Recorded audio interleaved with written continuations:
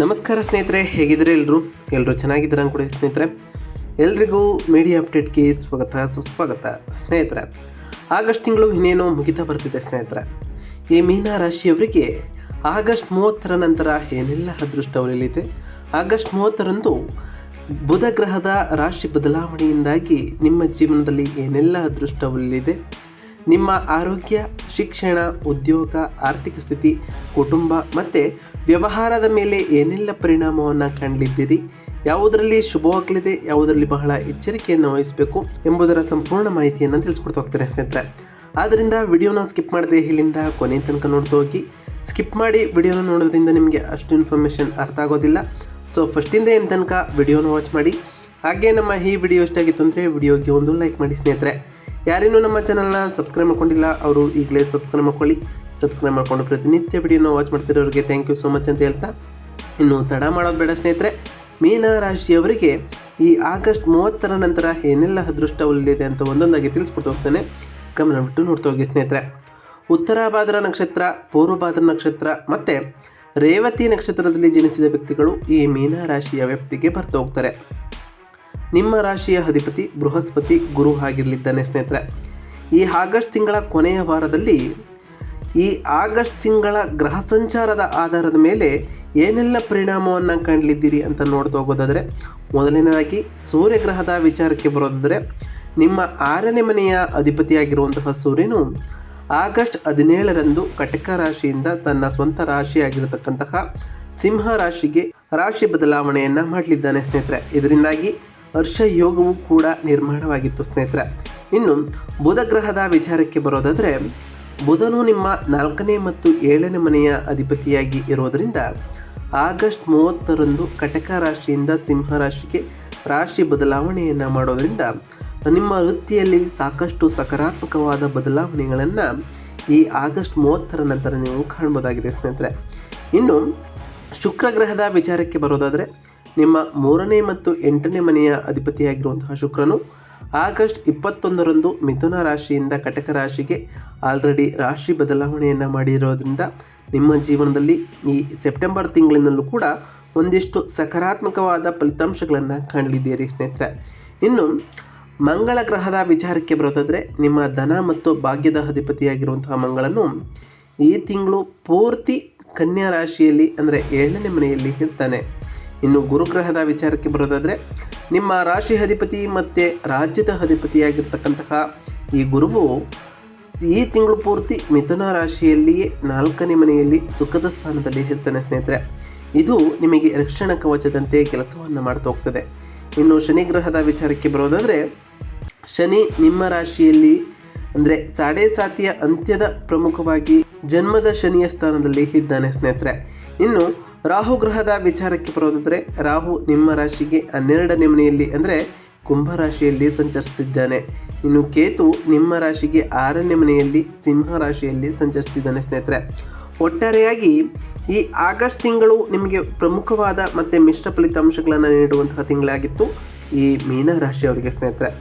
ಜನ್ಮ ಶನಿಯ ಪ್ರಭಾವದಿಂದಾಗಿ ಮಾನಸಿಕ ಒತ್ತಡ, ಆರೋಗ್ಯದ ಸಮಸ್ಯೆಗಳು ಮತ್ತು ಕೆಲಸದಲ್ಲಿ ವಿಳಂಬವನ್ನು ಈ ಆಗಸ್ಟ್ ತಿಂಗಳಿನಲ್ಲಿ ನೀವು ಅನುಭವಿಸುತ್ತೀರಿ.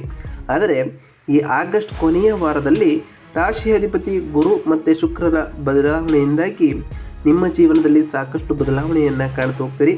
ಹರ್ಷ ಯೋಗದಿಂದಾಗಿ ಅನಿರೀಕ್ಷಿತವಾದ ಯಶಸ್ಸನ್ನು ಕೂಡ ಕಾಣಲಿದ್ದೀರಿ ಸ್ನೇಹಿತರೆ. ಇನ್ನು ಕೌಟುಂಬಿಕ ಜೀವನದ ವಿಚಾರಕ್ಕೆ ಬರೋದಾದರೆ, ಕೌಟುಂಬಿಕ ಜೀವನದಲ್ಲಿ ಈ ವಾರದಲ್ಲಿ ತುಂಬ ಉತ್ತಮವಾದಂತಹ ಸಮಯವಾಗಿರ್ತದೆ. ರಾಶಿ ಅಧಿಪತಿ ಗುರು 4ನೇ ಮನೆಯಲ್ಲಿ ಈ ತಿಂಗಳು ಕೊನೆವರೆಗೂ ಕೂಡ ಅಂದರೆ ಸುಖದ ಸ್ಥಾನದಲ್ಲಿ ಇರೋದರಿಂದ ಮನೆಯಲ್ಲಿ ಶಾಂತಿ ಸಂತೋಷವೂ ಕೂಡ ಇರ್ತದೆ. ತಂದೆ ತಾಯಿಯ ಆರೋಗ್ಯವೂ ಕೂಡ ಸುಧಾರಿಸ್ತಾ ಬರ್ತದೆ ಸ್ನೇಹಿತರೆ. 5ನೇ ಮನೆಯಲ್ಲಿ ಶುಭ ಗ್ರಹಗಳ ಸಂಚಾರದಿಂದಾಗಿ ಮಕ್ಕಳ ಮೂಲಕ ಶುಭ ಸುದ್ದಿಯನ್ನು ಕೂಡ ನೀವು ಕೇಳ್ತಾ ಹೋಗ್ತೀರಿ. ಸಂತಾನಕ್ಕಾಗಿ ಕಾಯುವಂಥವರಿಗೆ ಇದು ಅನುಕೂಲಕರವಾದಂತಹ ಸಮಯವಾಗಿರ್ತದೆ. ಜೀವನ ಸಂಗಾತಿಯೊಂದಿಗೆ ನಿಮ್ಮ ಬಾಂಧವ್ಯವು ಕೂಡ ಬಹಳ ಚೆನ್ನಾಗಿರ್ತದೆ. ಇನ್ನು ಆರೋಗ್ಯದ ವಿಚಾರಕ್ಕೆ ಬರೋದಾದರೆ, ಆರೋಗ್ಯದ ಮೇಲೆ ಗಮನವನ್ನು ಹರಿಸಬೇಕಾಗಿರ್ತದೆ ಈ ಮೀನ ರಾಶಿಯವರು ಸ್ನೇಹಿತರೆ. ಏಕೆಂದರೆ ಜನ್ಮಸ್ಥಾನದಲ್ಲಿ ಶನಿ ಇರೋದರಿಂದಾಗಿ ನಿಶ್ಶಕ್ತಿ, ಮಾನಸಿಕ ಆತಂಕ ಎದುರಾಗ್ಬೋದು. ರಾಶಿ ಅಧಿಪತಿ ಗುರು ಬಲವಾಗಿರುವುದು ಮತ್ತು 6ನೇ ಮನೆಯಲ್ಲಿ ಕೇತು ಸೂರ್ಯ ಇರುವುದರಿಂದ ಹಳೆಯ ರೋಗಗಳಿಂದ ಚೇತರಿಸ್ಕೊಳ್ತಾ ಹೋಗ್ತೀರಿ. ನೀವು ಅನಾರೋಗ್ಯಗಳಿಂದ ಬೇಗನೆ ಹೊರಬರ್ತೀರಿ. ಆದರೆ ಜನ್ಮಶನಿಯ ಕಾರಣದಿಂದಾಗಿ ಆರೋಗ್ಯದ ಬಗ್ಗೆ ನಿರ್ಲಕ್ಷ್ಯವನ್ನು ನೀವು ತೋರಿಸಬೇಡಿ ಸ್ನೇಹಿತರೆ. ಸಮತೋಲಿತವಾದ ಆಹಾರ ಸೇವನೆಯನ್ನು ಮಾಡಿ. ಹಾಗೆಯೇ ನಿಮ್ಮ ದೈನಂದಿನ ಚಟುವಟಿಕೆಗಳಲ್ಲಿ ವ್ಯಾಯಾಮ ಮತ್ತು ಧ್ಯಾನವನ್ನು ಅಳವಡಿಸಿಕೊಳ್ಳಿ ಸ್ನೇಹಿತರೆ.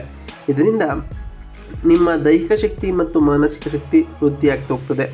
ಇನ್ನು ವ್ಯಾಪಾರದ ವಿಚಾರಕ್ಕೆ ಬರೋದಾದರೆ, ವ್ಯಾಪಾರಿಗಳಿಗಂತೂ ಈ ವಾರದಲ್ಲಿ ಕೆಲವು ತೊಂದರೆಗಳನ್ನು ಎದುರಿಸ್ಬೋದು. ಆದರೆ ಈ 3ನೇ ವಾರದಲ್ಲಿ ಉತ್ತಮವಾದ ಅಭಿವೃದ್ಧಿಯನ್ನು ನೀವು ಕಂಡಿರ್ತೀರಿ ಸ್ನೇಹಿತರೆ. ಧನಾಧಿಪತಿ ಮಂಗಳ 7ನೇ ಮನೆಯಲ್ಲಿ ಪಾಲುದಾರಿಕೆ ಸ್ಥಾನದಲ್ಲಿ ಇರುವುದರಿಂದ ಪಾಲುದಾರರೊಂದಿಗೆ ಆರ್ಥಿಕ ವಿಷಯಗಳಲ್ಲಿ ಪಾರದರ್ಶಕವಾಗಿ ಇರಬೇಕಾಗಿರುತ್ತದೆ ಸ್ನೇಹಿತರೆ. ಇನ್ನು ವಿದ್ಯಾರ್ಥಿಗಳ ವಿಚಾರಕ್ಕೆ ಬರೋದಾದರೆ, ವಿದ್ಯಾರ್ಥಿಗಳಿಗೆ ಇದು ತುಂಬ ಉತ್ತಮವಾದಂತಹ ಸಮಯವಾಗಿರುತ್ತದೆ. 6ನೇ ಮನೆಯಲ್ಲಿ ಕೇತು ಸೂರ್ಯ ಇರುವುದರಿಂದ ಸ್ಪರ್ಧಾತ್ಮಕ ಪರೀಕ್ಷೆಗಳಲ್ಲಿ ಅದ್ಭುತ ಯಶಸ್ಸನ್ನು ಕೂಡ ಗಳಿಸ್ತಾ ಹೋಗ್ತೀರಿ. ಆಗಸ್ಟ್ 30ರಂದು ಬುಧನ ರಾಶಿ ಬದಲಾವಣೆಯು ನಿಮ್ಮ ಜೀವನದಲ್ಲಿ ಒಂದಿಷ್ಟು ಸಕಾರಾತ್ಮಕ ಫಲಿತಾಂಶಗಳನ್ನು ತರ್ತಾ ಹೋಗ್ತದೆ. ಇದರಿಂದ ನಿಮ್ಮ ಏಕಾಗ್ರತೆ ಮತ್ತು ಛಲ ಹೆಚ್ಚಾಗ್ತಾ ಹೋಗ್ತದೆ ಸ್ನೇಹಿತರೆ. ಕಷ್ಟಪಟ್ಟು ಓದಿದರೆ ನಿರೀಕ್ಷಿತ ಫಲಿತಾಂಶಗಳಿಂದ ಹೆಚ್ಚಿನ ಫಲಿತಾಂಶಗಳನ್ನು ನೀವು ಪಡಿಬೋದಾಗಿದೆ. ಹಾಗೆಯೇ ಸ್ಪರ್ಧಾತ್ಮಕ ಪರೀಕ್ಷೆಗಳಿಗೆ ತಯಾರಿ ನಡೆಸುವಂತಹ ವಿದ್ಯಾರ್ಥಿಗಳು ಉತ್ತಮವಾದ ಯಶಸ್ಸನ್ನು ಕಂಡಿದ್ದೀರಿ. ಇನ್ನು ಹೊಸ ಕೌಶಲ್ಯಗಳನ್ನು ಕಲಿಬೇಕು ಅಂದ್ಕೊಂಡಿರೋರಿಗೂ ಕೂಡ ಈ ಸಮಯ ಉತ್ತಮವಾಗಿರ್ತದೆ ಸ್ನೇಹಿತರೆ. ಒಟ್ಟಾರೆಯಾಗಿ ವಿದ್ಯಾರ್ಥಿಗಳು ಈ ಸಮಯದಲ್ಲಿ ಬಹಳ ಶಿಸ್ತಿನಿಂದ ಇದ್ದು ನಿಮ್ಮ ಏಕಾಗ್ರತೆಯನ್ನು ಒಂದೇ ಕಡೆ ಕೇಂದ್ರೀಕರಿಸಿದರೆ ಬಹಳ ಅತ್ಯುತ್ತಮವಾದ ಅಂಕಗಳನ್ನು ನೀವು ಗಳಿಸ್ಬೋದಾಗಿದೆ ಸ್ನೇಹಿತರೆ. ಇನ್ನು ವೃತ್ತಿ ಮತ್ತು ಉದ್ಯೋಗದ ವಿಚಾರಕ್ಕೆ ಬರೋದಾದರೆ, ಉದ್ಯೋಗಿಗಳಿಗಂತೂ ಜನ್ಮರಾಶಿಯ ಪ್ರಭಾವದಿಂದಾಗಿ ನಿರಾಶಾದಾಯಕವಾದಂತಹ ತಿಂಗಳು ಈ ಆಗಸ್ಟ್ ಆಗಿತ್ತು. ಕಷ್ಟಕ್ಕೆ ಮನ್ನಣೆ ಸಿಗುತ್ತಿಲ್ಲ ಅಂತ ನೀವು ಬಹಳ ಕೊರಗಿರ್ಬೋದು ಸ್ನೇಹಿತರೆ.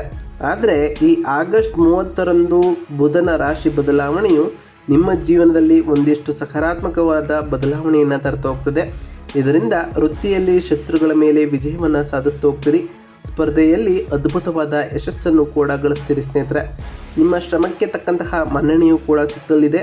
ಹಾಗೆ ಸ್ಥಾನಮಾನದಲ್ಲಿ ಬದಲಾವಣೆ ಅಥವಾ ಬಡ್ತಿಯ ಸೂಚನೆಗಳು ಕೂಡ ಕಂಡು ಬರಲಿದೆ ಸ್ನೇಹಿತರೆ. ಇನ್ನು ಆರ್ಥಿಕ ಸ್ಥಿತಿ ಹೇಗಿರಲಿದೆ ಅಂತ ಕೇಳೋದಾದರೆ, ಈ ವಾರದಲ್ಲಿ ಆರ್ಥಿಕ ಸ್ಥಿತಿ ಜನ್ಮ ಶನಿ ಮತ್ತು 12ನೇ ಮನೆಯಲ್ಲಿ ರಾಹು ಇರೋದರಿಂದಾಗಿ ಖರ್ಚುಗಳು ಅಧಿಕವಾಗಿಯೇ ಇರ್ತದೆ. ಆದರೆ ಧನ ಮತ್ತು ಭಾಗ್ಯದ ಅಧಿಪತಿ ಮಂಗಳ 7ನೇ ಮನೆಯಲ್ಲಿ ಇರುವ ಕಾರಣದಿಂದಾಗಿ ಆದಾಯಕ್ಕೆ ಯಾವುದೇ ಕೊರತೆಗಳು ಕೂಡ ಈ ಸೆಪ್ಟೆಂಬರ್ ನಂತರವೂ ಕೂಡ ನಿಮಗೆ ಉಂಟಾಗೋದಿಲ್ಲ. ವ್ಯಾಪಾರ ಪಾಲುದಾರಿಕೆಯಿಂದ ಅಥವಾ ಜೀವನ ಸಂಗಾತಿಯಿಂದ ಉತ್ತಮವಾದ ಧನಲಾಭವನ್ನು ಪಡೆದುಕೊಳ್ತಾ ಹೋಗ್ತೀರಿ ಸ್ನೇಹಿತರೆ. ಈ ತಿಂಗಳ ಕೊನೆಯ ವಾರದಲ್ಲಿ ಬುಧನ ರಾಶಿ ಬದಲಾವಣೆಯಿಂದಾಗಿ ಆರ್ಥಿಕವಾಗಿ ಪರಿಸ್ಥಿತಿ ಸುಧಾರಿಸ್ತಾ ಬರ್ತಾ ಹೋಗ್ತದೆ. ಇದರಿಂದ ಹಳೆಯ ಸಾಲಗಳನ್ನು ಕೂಡ ತೀರಿಸ್ತಾ ಹೋಗ್ತೀರಿ ಸ್ನೇಹಿತರೆ. ಒಟ್ಟಾರೆಯಾಗಿ ಈ ಆಗಸ್ಟ್ ತಿಂಗಳಿನಲ್ಲಿ ಒಂದಿಷ್ಟು ಸಕಾರಾತ್ಮಕ ಫಲಿತಾಂಶಗಳನ್ನು ಹಾಗೆಯೇ ಒಂದಿಷ್ಟು ಎಚ್ಚರಿಕೆಯನ್ನು ವಹಿಸಿರ್ತೀರಿ ಸ್ನೇಹಿತರೆ. ಹಾಗೆಯೇ ಈ ಕೊನೆಯ ವಾರದಲ್ಲೂ ಕೂಡ ಬಹಳಷ್ಟು ಸಕಾರಾತ್ಮಕವಾದ ಫಲಿತಾಂಶಗಳನ್ನು ಕಂಡಿದ್ದೀರಿ. ಹಾಗೆ ಗ್ರಹಗಳ ಪ್ರತಿಕೂಲ ಪ್ರಭಾವಗಳನ್ನು ಕಡಿಮೆ ಮಾಡಲು ನಾವು ತಿಳಿಸ್ಕೊಡುವಂತಹ ಸರಳ ಪರಿಹಾರವನ್ನು ಮಾಡ್ತಾ ಹೋಗಿ.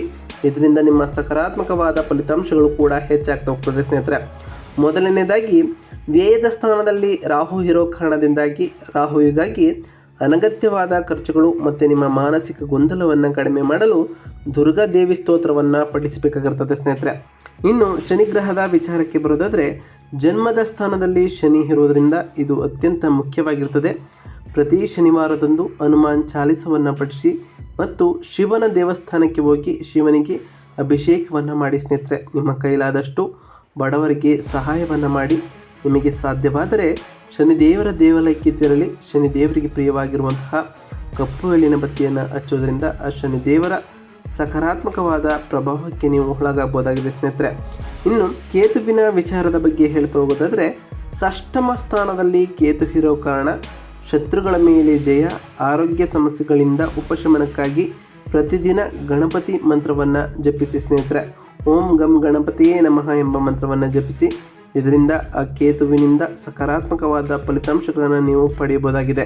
ಇನ್ನು ಗುರುವಿಗಾಗಿ ನಿಮ್ಮ ರಾಶಿ ಅಧಿಪತಿ ಗುರು ಆಗಿರೋ ಕಾರಣದಿಂದ ನಿಮ್ಮ ರಾಶಿ ಅಧಿಪತಿಯ ಬಲವನ್ನು ಇನ್ನಷ್ಟು ಹೆಚ್ಚಿಸಲು ಗುರುಗಳನ್ನು ಗೌರವಿಸಿ ಸ್ನೇಹಿತರೆ. ಪ್ರತಿ ಗುರುವಾರದಂದು ಓಂ ರೂಂ ಬೃಹಸ್ಪತಾಯ ನಮಃ ಎಂಬ ಮಂತ್ರವನ್ನು ಜಪಿಸಿ.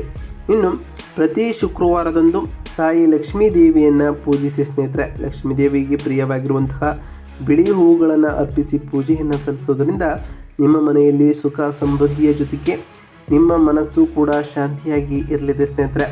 ಇನ್ನು ಮಂಗಳ ಗ್ರಹದ ವಿಚಾರಕ್ಕೆ ಬರೋದಾದರೆ, ಮಂಗಳನ ಶಾಂತಿಗಾಗಿ ಪ್ರತಿ ಮಂಗಳವಾರದಂದು ಓಂ ಅಂಗರಾಯಕಾಯ ನಮಃ ಎಂಬ ಮಂತ್ರವನ್ನು ಜಪಿಸಿ ಸ್ನೇಹಿತರೆ. ಇದರಿಂದ ಆ ಮಂಗಳ ದೇವನ ಸಕಾರಾತ್ಮಕವಾದ ಫಲಿತಾಂಶಗಳನ್ನು ನೀವು ಪಡೆಯಬಹುದಾಗಿದೆ ಸ್ನೇಹಿತರೆ. ನಾವು ತಿಳಿಸ್ಕೊಟ್ಟಿರುವಂತಹ ಈ ಎಲ್ಲ ಸರಳ ಪರಿಹಾರಗಳನ್ನು ಈ ರಾಶಿಯವರು ಮಾಡಿದ್ದೇ ಆದರೆ ಉತ್ತಮವಾದ ಫಲಿತಾಂಶಗಳನ್ನು ಕಾಣಲಿದ್ದೀರಿ. ಹಾಗೆಯೇ ನೀವು ಅಂದುಕೊಂಡಿರುವಂತಹ ಕಾರ್ಯಗಳು ಕೂಡ ನೆರವೇರಲಿದೆ ಸ್ನೇಹಿತರೆ. ಇದಾಗಿತ್ತು ಇವತ್ತಿನ ಒಂದು ವಿಡಿಯೋ ಸ್ನೇಹಿತರೆ. ವಿಡಿಯೋ ಇಷ್ಟ ಆಗಿತ್ತು ಅಂದರೆ ವಿಡಿಯೋಗೆ ಒಂದು ಲೈಕ್ ಮಾಡಿ. ಯಾರೇನೂ ನಮ್ಮ ಚಾನಲ್ನ ಸಬ್ಸ್ಕ್ರೈಬ್ ಮಾಡ್ಕೊಂಡಿಲ್ಲ ಅವರು ಈಗಲೇ ಸಬ್ಸ್ಕ್ರೈಬ್ ಮಾಡ್ಕೊಳ್ಳಿ ಸ್ನೇಹಿತರೆ. ಸಬ್ಸ್ಕ್ರೈಬ್ ಮಾಡಿಕೊಂಡು ಪ್ರತಿನಿತ್ಯ ವಿಡಿಯೋನ ವಾಚ್ ಮಾಡ್ತಿರೋರಿಗೆ ಥ್ಯಾಂಕ್ ಯು ಸೋ ಮಚ್ ಅಂತ ಹೇಳ್ತಾ, ಹಾಗೆ ಕಮೆಂಟ್ನಲ್ಲಿ ಓಂ ಶನೈಶ್ವರಾಯ ನಮಃ, ಓಂ ರಾಹುಕೇತುವೇ ನಮಃ, ಓಂ ಅಂಗರಾಯಕಾಯ ನಮಃ, ಓಂ ಗುರುವೇ ನಮಃ, ಓಂ ಲಕ್ಷ್ಮೀನಾರಾಯಣಾಯ ನಮಃ ಎಂದು ಕಮೆಂಟ್ ಮಾಡಿ ಸ್ನೇಹಿತರೆ. ಆ ಶನಿದೇವರು, ರಾಹುಕೇತು, ಗುರು, ಮಂಗಳ ಮತ್ತು ತಾಯಿ ಲಕ್ಷ್ಮೀ ದೇವಿಯು ನಿಮಗೆ ಆಯುಷ್ಯ ಆರೋಗ್ಯ ಸಮೃದ್ಧಿಯನ್ನು ಕೊಟ್ಟು ಕಾಪಾಡಲಿ ಅಂತ ಆ ದೇವರಲ್ಲಿ ಕೇಳ್ಕೊಳ್ತಾ ಇವತ್ತಿನ ಒಂದು ವಿಡಿಯೋನ ಮುಗಿಸ್ತಿದ್ದೀನಿ ಸ್ನೇಹಿತರೆ. ಸಿಗ್ತೀನಿ ಮತ್ತೊಂದು ವಿಡಿಯೋದೊಂದಿಗೆ. Thank you for watching.